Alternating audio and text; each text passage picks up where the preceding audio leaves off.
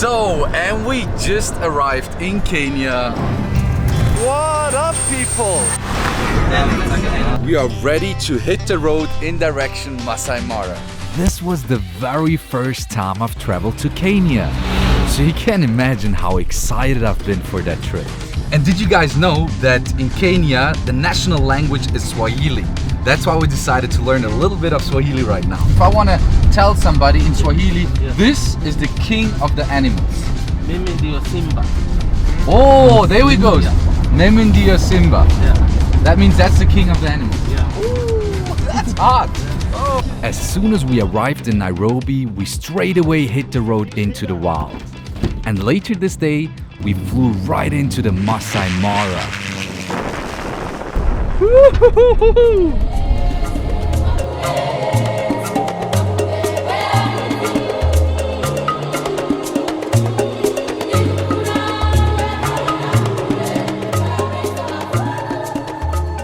This smells like adventure and wildlife.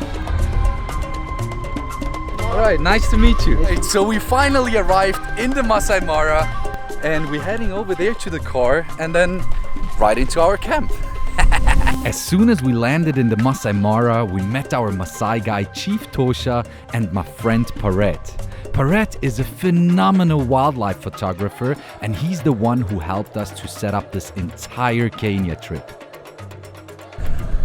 And here we got our very first animals in the Maasai Mara. Ostriches! You can actually see according to their feathers that the very dark one, the actual black one, is a male. And the other two, the grayish brown ones, they are females. Bernard drove us into the unfenced bush camp, which was now home for the next few days. So we just arrived at the camp here. That looks beautiful. Look at that. I love all that nature around here. And by the way, this is unfenced area here. So any type of animals, they can walk through here, through the entire camp. Alright, enough of that bush camp now. Let's go out into the wild and explore the Maasai Mara. Wow, check this out, guys. I have never in my life seen such a huge herd of African buffaloes. They're all over the place. So if you look carefully at their back, you can see those little birds. They are called oxpeckers, and I'm gonna tell you something interesting about them. They have actually two tasks. First of all, they pick out the ticks, and second, they alarm them when predators are near them, so that the buffaloes can format themselves and protect the little ones. Isn't that cool? So we just discovered some Maasai giraffes which are right behind me. And besides their beautiful pattern, there's some other very interesting things to know about them. For example, how do I tell a female apart from a male? Now the males, they do have right in between their eyes a little bump. And this shows us that one giraffe is a male and the one without the bump is a female. Now next to this, did you guys know that giraffes only need to drink once every 3 days? They have huge hearts. And why? Because if you look at that long neck, they need a strong heart to be able to pump that blood all the way up into their head. Also, scientists have observed that the mother giraffe can delay the act of giving birth to a baby by 2 months if the circumstances are not right. Which means something like, for example, an earthquake is coming or happening at the time, or maybe there's a crazy dry season or something like that. And I believe that's super interesting.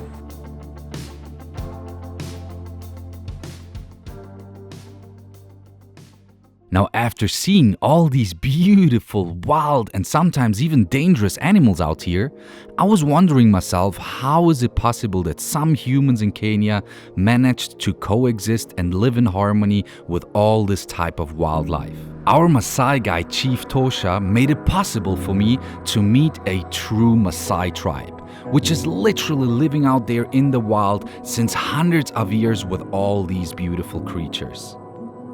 So my question is actually, you know, the biggest problem humanity, not only here in Kenya, but humanity in the world has, they fail to coexist with the natural world.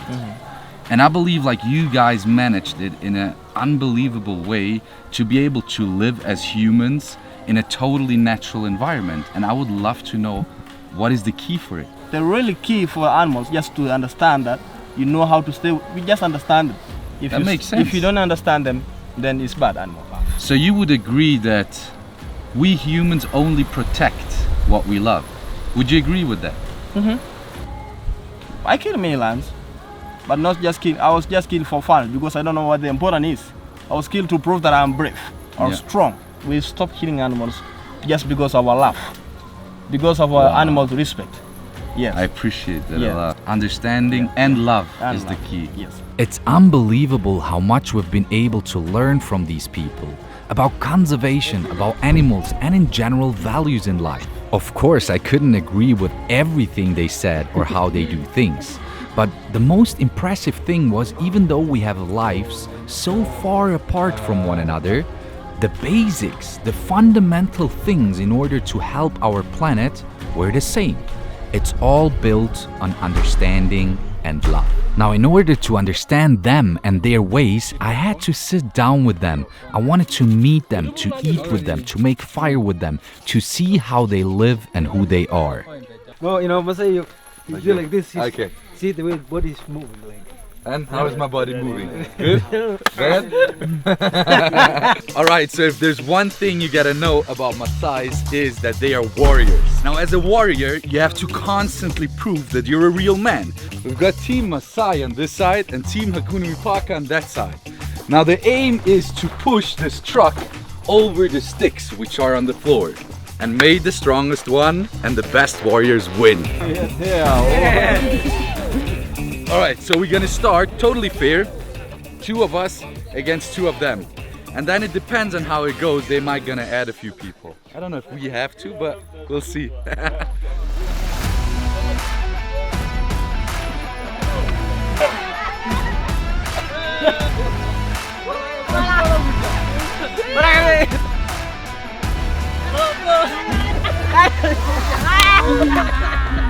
First win was for Team Hakuna Mipaka, 2 against 2. Now we're gonna level up the game and we're gonna make 3 against 3. Let's hit it. 1, 2, 3, go!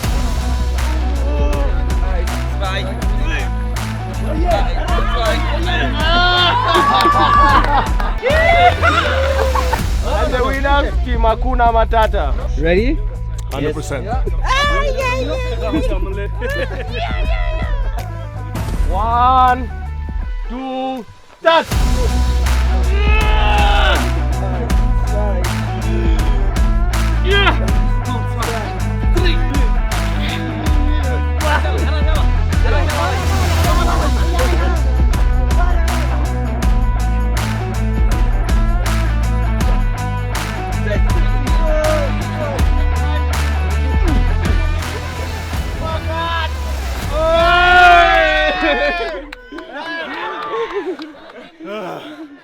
Wow, that was tough. How anyone? And the better I got to know them, the more fun this trip became. Alright, I guess we all didn't expect these guys to be so fun. Look at this. This is dedication and commitment. Now, after such an interesting and fun day, none of us would have expected what happened later in the evening. It's not so far away. No, he's at the crossing.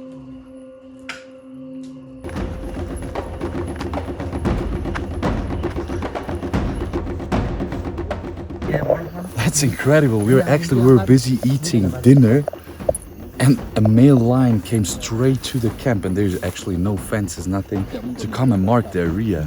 This is sick.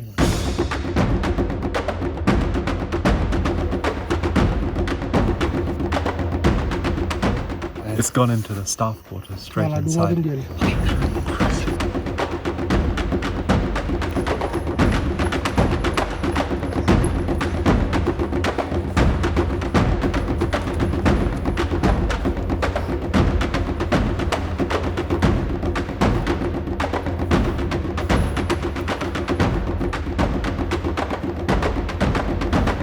That was amazing. Well, he actually just walked away from the camp. So now we can continue our dinner.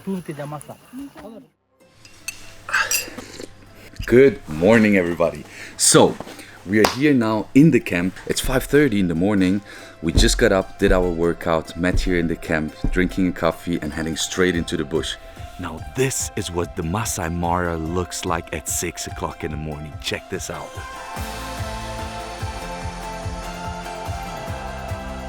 Whilst I was here in Kenya, I was one of the happiest humans alive.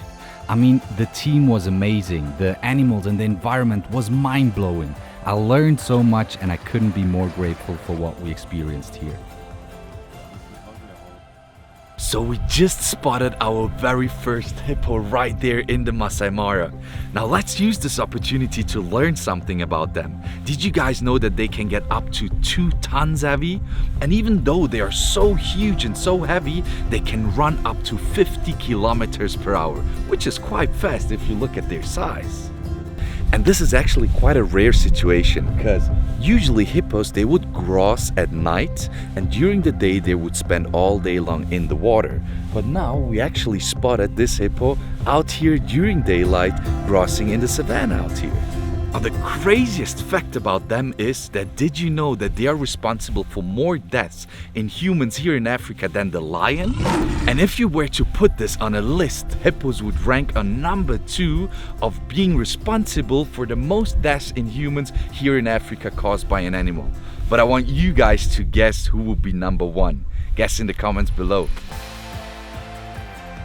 And here we got some more hippos right behind me.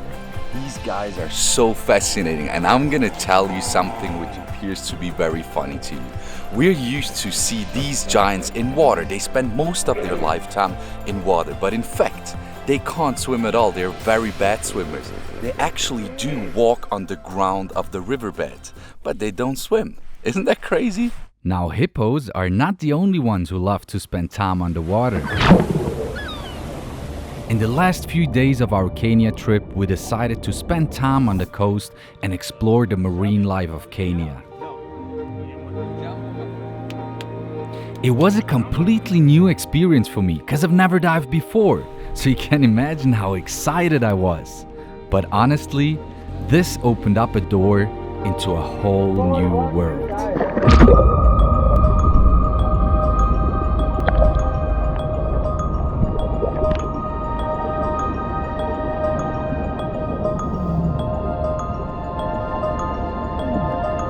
The beauty and variety of wildlife underwater is mind-blowing.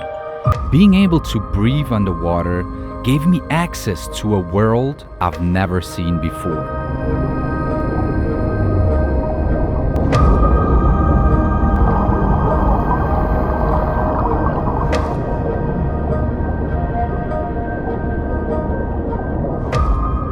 I felt so incredibly free.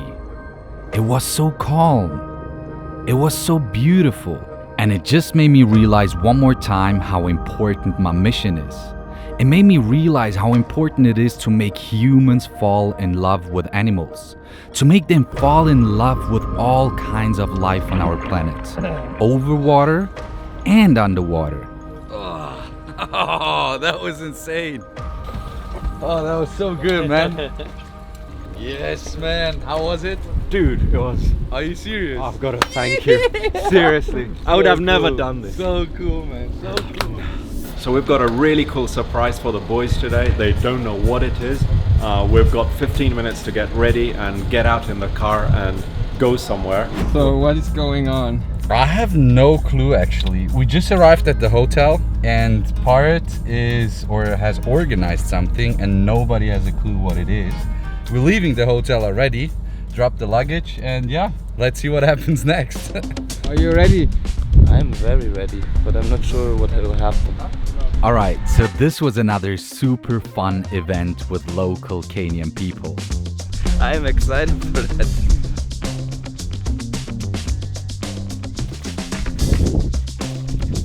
So Parrot basically organized a race between us, the Hakuna Mipaka team, and the local Kenyan fisherman team. Our tactic is to win. Let's go! Hakuna Matata, nzuri sana, wageni wakaribishwa Kenya yetu. Hakuna Matata, Jambo bwana, habari gani? Nzuri sana. Wageni mwakaribishwa Kenya yetu, hakuna matata. So in the beginning, they kicked our asses, because they obviously know exactly what to do. But with the time, towards the end, we cocked up. Jawohl, das ist der Rhythmus, den wir brauchen. 1, 2, 1, 2, 1, 2, 1, 2. Nzuri sana. Wageni mwakaribishwa. And in the very end, I would even say we won the race. Jambo bwana, habari gani? Nzuri sana. Wow, what an incredible trip, guys. We saw a whole lot of wild animals, learned about nature, we're fighting and wrestling against Maasais, and finally we're having a rowing competition against Kenyan fishermen. This trip will always be my memories. See you on the next adventure. Welcome to the wild. Now, don't you think that's all? Nah. I'm not gonna let you down, guys. Stay tuned for part 2 of our Kenya trip, because the adventures are just getting crazier.